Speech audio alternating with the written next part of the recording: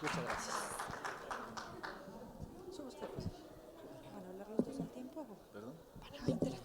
Esperemos un ratito que parece que sigan entrando, ¿sí? Arranquemos ya.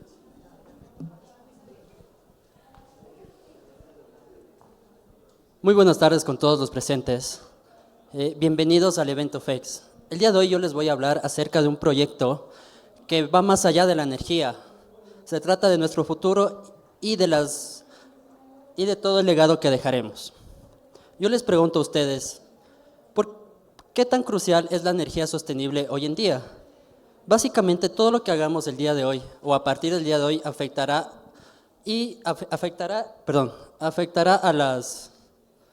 a las generaciones venideras. Este proyecto no solamente busca reducir la huella de carbono que hemos generado, también busca potenciar a nuestras comunidades, generar empleo y vivir en un mundo más saludable. Juntos podemos realizar lo que es una revolución energética capaz de influir a otras personas que puedan unirse a la misma. Así que yo les presento el proyecto Revalorización de los desechos plásticos en la industria petrolera, presentado por Alex Salazar y por mi compañero ingeniero Pablo Benalcázar.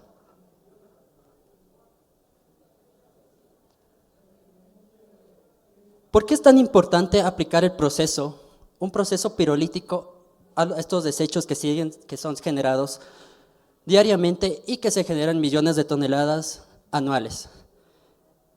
Hay que tener en cuenta que estos desechos, esta basura plástica, se va a vertederos, a océanos y generalmente termina en lo que es en las calles de nuestras ciudades. Tenemos que tener en cuenta que nuestro proyecto abarca lo que puede ser un nuevo producto para la industria petrolera y revalorizar lo que consideran muchos lo que es basura.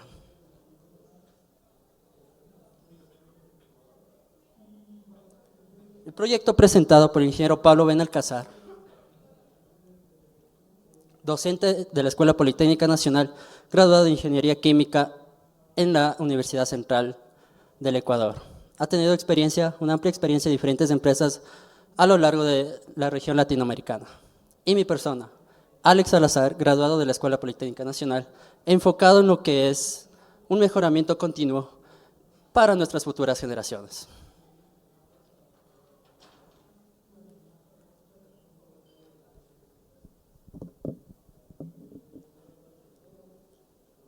Regresemos al año 2022. ¿Qué sucede en el año 2022 en el Ecuador?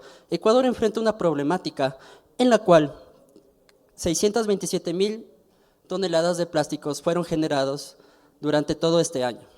Solamente alrededor del 7.7% fueron reciclados. ¿Esto qué significa? ¿Esto qué nos quiere decir? Que 34.8 kilogramos de desechos plásticos fueron generados por cada uno de nosotros. Muy sorprendente este año. Aparte de eso también, en este año hubo una mayor importación de lo que es de desechos plásticos de otros países, siendo Estados Unidos como el principal importador de los mismos. Ahora yo les pregunto, ¿qué sucede con el resto? El 40% no fue gestionado de una manera eficiente, ya que fue a parar a vertederos de basura, fue quemado al aire libre y por último, como ya les había mencionado, tirado de una calle, lo que puede afectar a la contaminación terrestre y acuática, afectando a nuestro entorno. ¿Y qué sucede con el 52% restante?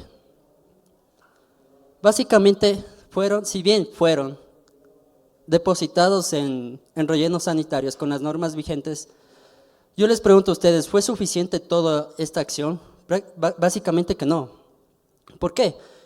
Porque esto es un llamado a la acción. Debemos adoptar medidas, soluciones sostenibles como el proceso pirolítico, que nos ayuda a reducir lo que es la contaminación de plásticos en nuestro planeta, y también podemos revalorizar este mismo plástico para la industria.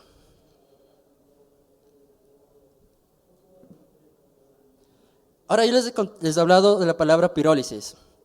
La pirólisis es un proceso químico-térmico en ausencia de oxígeno, el cual descompone las macromoléculas de los plásticos en moléculas más sencillas. Podemos trabajar este proceso en alrededor de 300 a 700 grados centígrados. Hay que tener en cuenta que hay diferentes tipos de plásticos, siendo el polipropileno el de mayor eficacia, seguido por el polietileno y sus subdivisiones como el polietileno de alta densidad y el polietileno de baja densidad. Todos estos acumulan una eficiencia para obtener los resultados precisos de mayor o igual al 90%. Este proceso también tiene beneficios operacionales y ambientales dentro de nuestra industria y dentro de nuestra vida diaria también. Nos puede ayudar, como ya lo había mencionado, a generar empleo en la parte de recolección, clasificación, utilización o reciclaje. También en la clasificación y peletización de los desechos plásticos. Nos puede ayudar también a recuperar materiales valiosos como lo que es el combustible, el gas generado también a partir del proceso pirolítico que puede ser transformado para lo que es energía eléctrica o para el mismo proceso de la planta de pirólisis. Reduce también la necesidad de las materias vírgenes. Por ejemplo, como todos sabemos, el material para construir todo lo que es plásticos viene del área petrolera. Y por último, nos ayuda a convertir todos estos residuos en productos valiosos. También tenemos beneficios ambientales, como los que son la reducción de grandes residuos de desechos plásticos, como todos pueden ver en videos, en fotos, cómo está en el mar, cómo está en el océano. Minimizar la emisión de los agentes contaminantes. Todos sabemos que siempre hay una tardanza de varios años en que todo se descomponga lo que es la parte plástica. Y por último, una gestión eficiente de los recursos que tenemos a la mano hoy en día.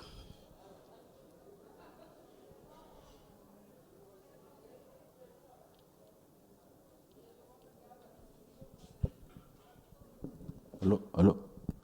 Bien, muchas gracias por asistir a esta charla de revalorización de residuos plásticos en la industria petrolera.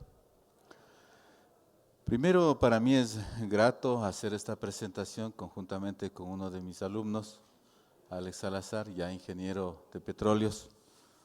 Yo me he preciado de ser su profesor en la Escuela Politécnica Nacional y me llena de alegría participar en este evento en una empresa tan importante como es Schlumberger y decirle que este tipo de trabajo ha sido un trabajo bastante comprometido con el tema del medio ambiente y más que nada ha sido posible gracias a la proactividad de Alex, a quien yo públicamente en esta oportunidad quiero expresar mi gratitud por haber considerado esta temática como parte de su formación profesional. Eso me llena de alegría. Nuestro deber como docentes siempre es impulsar a la juventud, a los nuevos profesionales, a que se proyecten en la industria. Yo quisiera empezar diciéndoles lo siguiente, antes de hablar del proceso, que este tema de la revalorización de los residuos plásticos es una oportunidad económica para la industria petrolera, para las ciudades, para los pueblos. Hagamos un ejemplo bien simple. Cada persona produce 0,85 kilogramos de basura en el día, más o menos, ¿no? Unos más, otros menos. Es decir, que si yo tengo 1000 personas en un pueblo, 1000 empleados en una empresa petrolera, o 10,000, pongamos 10,000 para irnos un poquito a la realidad. 10,000 trabajadores de la empresa petrolera generan 8,500 kilogramos de basura diaria. De esos 8,500 kilogramos de basura que generan, 850 kilogramos, cerca de una tonelada, de plásticos que se generan diariamente son aprovechables mediante el proceso de pirólisis. Es decir, que un ciudadano común, digamos una empresa petrolera que tiene 10,000 trabajadores, me entregan a mí 850 kilogramos de plástico. Verán cómo funciona esto en la industria. El plástico que se genera en el oriente, hay que recolectarlo y hay que mandarlo a Quito, a una empresa gestora ambiental. ¿Cuánto me cuesta eso? Transporte, ¿no es cierto? Mano de obra de la gente que clasifica allí. Y cuando llega a Quito, a la empresa generadora que recibe los residuos plásticos, ellos me tienen que entregar un papel, un certificado que me diga que han gestionado adecuadamente. Si yo sumo los 30 días de generación, o sea, el mes de generación de basura, quiere decir que 30 por 8 son cerca de 25 toneladas mensuales que tengo que gestionarlo, ¿verdad? Pagando a una empresa en la ciudad de Quito, llámese Incinereos o alguna u otra. Ya. ¿Cuánto me cuesta eso? Más o menos $10,000 le cuesta a la empresa petrolera que me genera esos residuos. Solo hablando de los plásticos que ha generado el ser humano. Otro tipo de cosas son los plásticos que genera la industria como tal. Bien. Entonces quiere decir que la empresa petrolera gasta $10,000. Sí. Aparte de eso, la empresa petrolera gasta en mano de obra de ingenieros, mano de obra de empleados, para que los plásticos sean entregados a un gestor en Quito y el gestor en Quito me entregue un papel que me diga, señor petrolero, usted gestionó bien los plásticos. Hasta ahí la cosa está correcta y no estamos en contra de ello y tampoco tenemos por qué estar en contra. Bien, hasta ahí la cosa interesante. ¿Dónde viene el tema bonito? Cuando yo esos $10,000 que le cuesta a la empresa petrolera, le voy a convertir en $100,000 de ingreso a la compañía petrolera. ¿Cómo lo vamos a hacer? Aquí es donde entra la maravilla de la ingeniería ambiental y un poquito de ingeniería mecánica y un poquito de ingeniería química y un poquito de ingeniería petrolera, ¿no es cierto? O sea, los $10,000 que gastaba la empresa petrolera en gestionar los plásticos, ahora la empresa petrolera no va a gastar $10,000, va a recibir $100,000 por efecto de la aplicación de los productos que se generan mediante el proceso de pirólisis. ¿Qué es la pirólisis? Para ponerlo un poco más fácil la cosa, todos hemos hecho canguil, ¿no es cierto? Sí. ¿Qué pasa cuando yo no pongo manteca? Se me quema, ¿no es cierto? ¿Qué pasó? La celulosa, el almidón, más bien dicho, el almidón que forma parte del canguil, se convierte en carbón. ¿Por qué? No hubo aceite.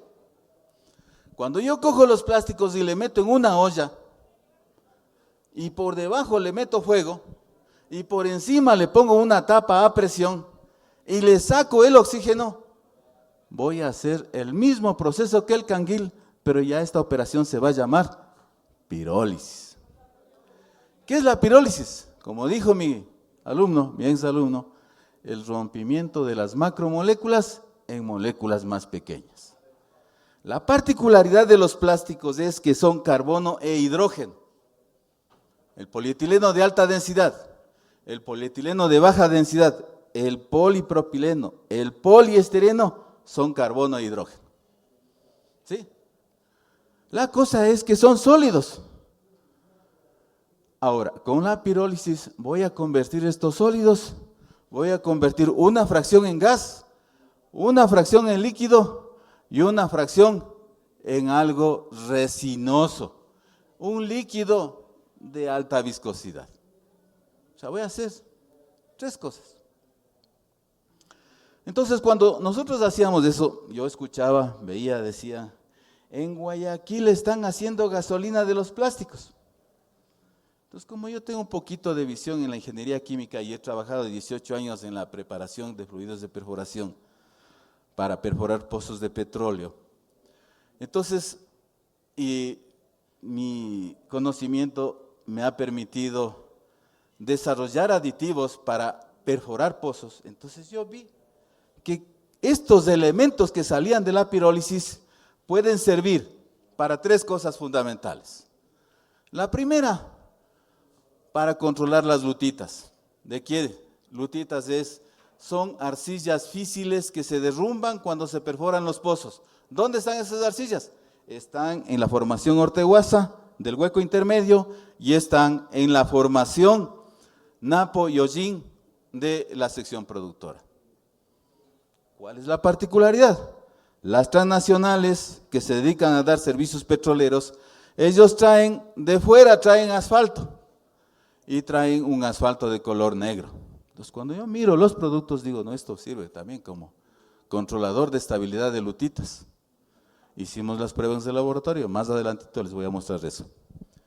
La segunda cosa era, igualmente, así como traigo de Estados Unidos el asfalto, también de Estados Unidos las compañías que dan los servicios para fluidos de perforación me traen lubricantes. Y cuando hacemos las pruebas de laboratorio, le mandamos al laboratorio de CCDC en la Universidad Central a que nos valoren la curva de lubricidad. Y vemos que los resultados de los aditivos generados de la pirólisis de plástico me servían como lubricantes para hacer lodos de perforación. ¿Sí? Entonces van dos utilidades, ¿no? Y luego, dentro de esos componentes líquidos que habíamos obtenido de la pirólisis, observamos que había una fracción que era extremadamente amigable con el crudo pesado. Ustedes están viendo en la presente lámina la formulación que se hace para hacer una intervención en un pozo petrolero. Entonces yo tengo que poner agua, más de estas cosas que ustedes tienen aquí. Estas cosas que están aquí, controlador de corrosión de la tubería. Un solvente mutual para que en el agua y con el reservorio, cuando entre en contacto ese fluido de control con el reservorio, el solvente mutual, ¿qué quiere decir? Que se disuelve en agua, pero que también se disuelve en petróleo. Entonces un solvente mutual dice, se disuelve en ambos. Y la ventaja de utilizar este tipo de solventes es que cuando este fluido entra en el reservorio, no me emulsiona, no me tapona el reservorio. Por eso yo tengo que usar un solvente mutual. En el reservorio, que más o menos es como una piedra de esmeril, la forma más simple, una piedra de esmeril con varios huecos. En esa piedra de esmeril que tenemos adentro a 3 kilómetros de profundidad hay arcillas. Y hay arcillas que se hidratan en presencia de agua. Para que no se hidraten, dentro del fluido que voy preparando para control de pozos, tengo que meterle un inhibidor químico de arcillas. O sea, un químico que cuando entre en contacto con las arcillas, ellas no se hinchen. Eso es inhibición química, ¿ya? Luego de eso, venimos al tema de poner una sal. O sea, siempre en los fluidos de control se pone una sal. ¿Cuál es la sal? Cuando Petroecuador se empieza a trabajar en los años 70, con las primeras actividades de mantenimiento de pozos de petróleo, la sal que se utilizaba era la sal de mesa, la que nosotros ponemos en nuestra comida, esa sal se ponía, pero no era refinada. Con el tiempo se dieron cuenta que la sal, el sodio de la sal, hinchaba las arcillas. Y dijeron los científicos, no, pues hay que ponerle una sal que tenga potasio. Porque el potasio cuando reacciona con las arcillas hidratables les convierte en arcillas no hidratables. Y se hizo costumbre dentro del fluido de control poner sales a base de potasio. Actualmente existen otras novedades como son el formiato de sodio, el formiato de potasio, el acetato de potasio y así varias sales, ¿no es cierto? Todas ellas forman parte de un fluido de control. Pero ¿qué es lo que está pasando en la actualidad? Muchos trabajos que se hacen. Cuando se hace el fluido, cuando se hace la intervención del pozo, lo que hacen es disminuir la producción. Por fenómenos físico-químicos internos que muchas veces resultan complejos de explicarlos. Entonces, estos costos del fluido de control normalmente es de aproximadamente $35,000, $40,000, ¿ya? Pero ¿por qué pasa eso? ¿Por qué pasa el efecto de reducción de producción en los pozos en donde se interviene para hacer trabajos de control? Porque a veces se emulsiona el fluido con el crudo remanente que queda en el interior del hueco. Entonces, una de las propuestas es que el fluido que están viendo aquí, este fluido, que es la fracción más ligera de este proceso de pirólisis pueda entrar como colchón, como un volumen frontal antes de lanzar el fluido de control, para de esa manera minimizar el daño de formación. Entonces allí radica una tercera oportunidad que tienen los residuos tratados mediante pirólisis. Fíjense lo que pasa acá. Ustedes pueden ver en el lado superior derecho qué es lo que pasa con una roca del crudo de Pungarayacu. Nos fuimos con la universidad, nos fuimos a traer las rocas desde Pungarayacu.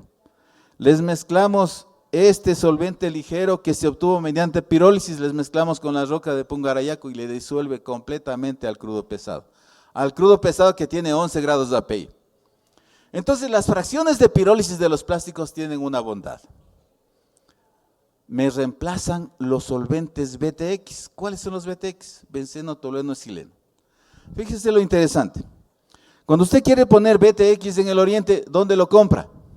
En Houston.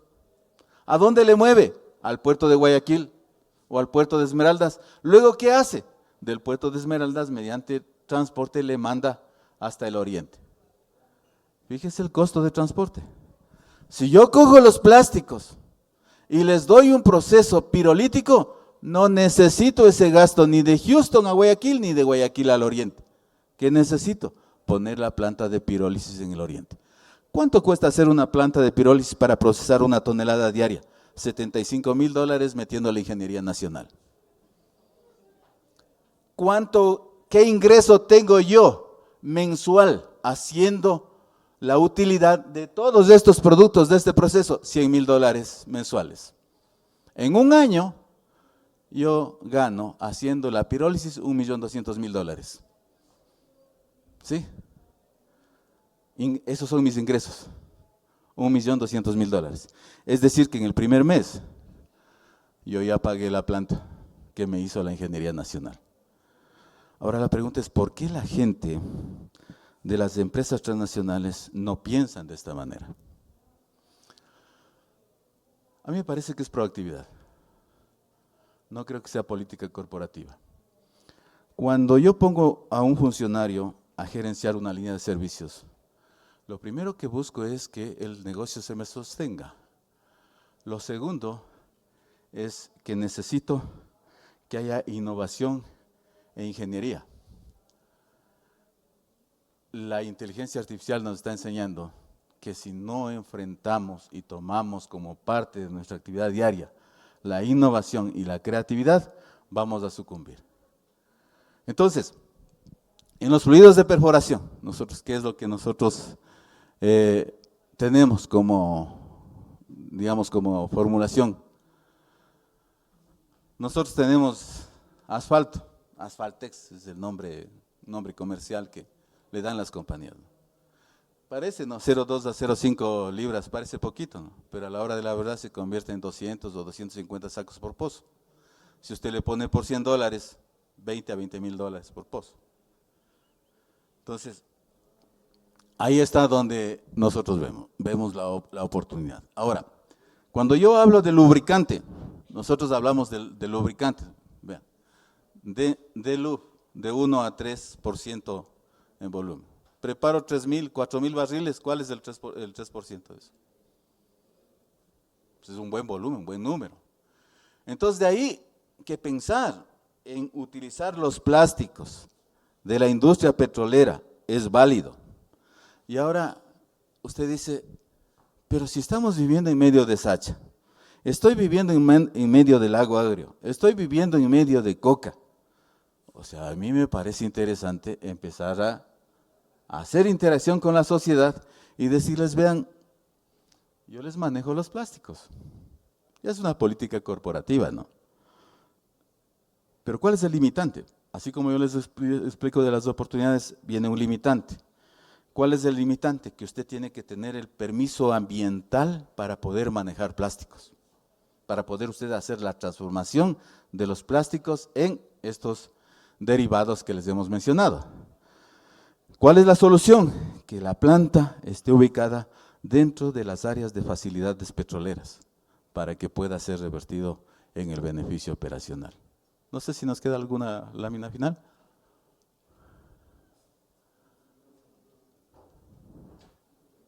Ya. Aquí está la fracción resinosa que yo quería mostrarles, ¿no? Ya les mostré la fracción líquida, la fracción resinosa. Esta resina, dele más adelante por favor. Esta resina se mezcla perfectamente con el fluido de perforación. Acá tenemos el fluido de perforación. Dele más adelante por favor. Y mire, hay una prueba dentro de lo que es la formulación de fluidos de perforación, que es el control de filtrado. Este fluido que nosotros lo hemos usado, esta resina que le hemos mezclado con el lodo de perforación, me entrega un valor de filtrado requerido por la formación que es más o menos 5 cc por cada 30 minutos. Es un valor óptimo. Regrésele, por favor. Regrésele. Regrésele. Bueno, en todo caso, este asfalto sirve para aplicarse en lo que son las lutitas. Entonces, el residuo se revaloriza aplicando ingeniería. Y lo más importante, me puede dar ingresos económicos sensibles, solo utilizando los residuos de la actividad petrolera. Y más aún me puede dar más beneficio si uso los residuos de las ciudades del entorno donde aplico. Una cosa final, la parte fluida, la parte líquida que obtengo del proceso de pirólisis llega a tener 105 octanos. Si ustedes recuerdan y han escuchado, dicen, ¿cuánto es el octanaje de nuestra gasolina? 95, ¿no? Nosotros lo hemos valorado en los laboratorios de la Escuela Politécnica Nacional, tenemos 105 octanos. Entonces, este es el beneficio de pensar en un residuo que puede ser utilizado en dos actividades, workover y perforación. Gracias.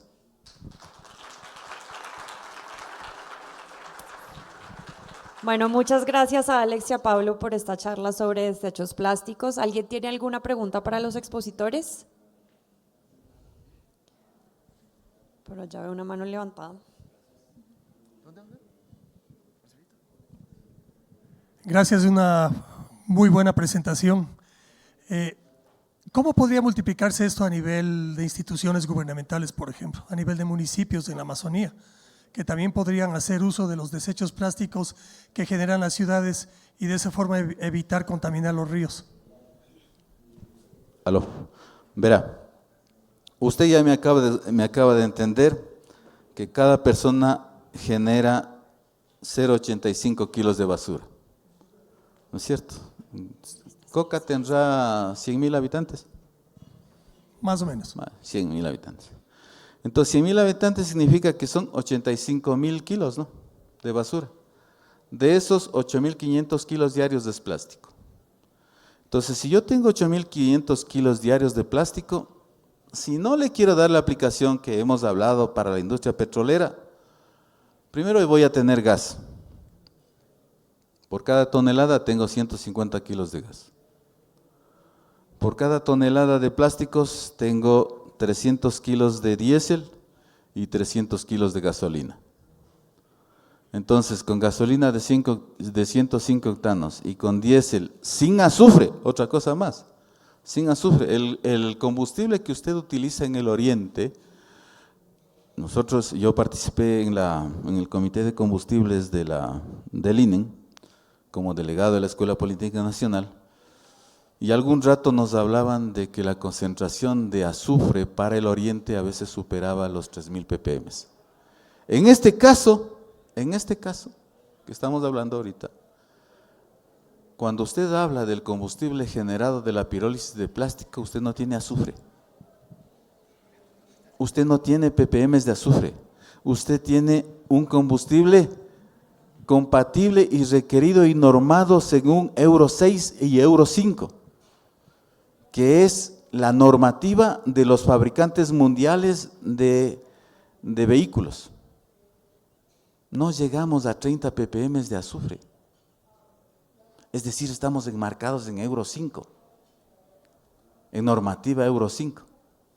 Entonces, ¿de qué depende? De la voluntad política de los municipios. Ahí es donde ya nosotros no podemos hacer nada porque ya no conocemos con qué intereses pueden actuar las diversas entidades gubernamentales o gobiernos autónomos descentralizados. Muchas gracias. Nuevamente, ¿él lo recibe? ¿Aquí le reciben? Gracias. Bueno, muchas gracias.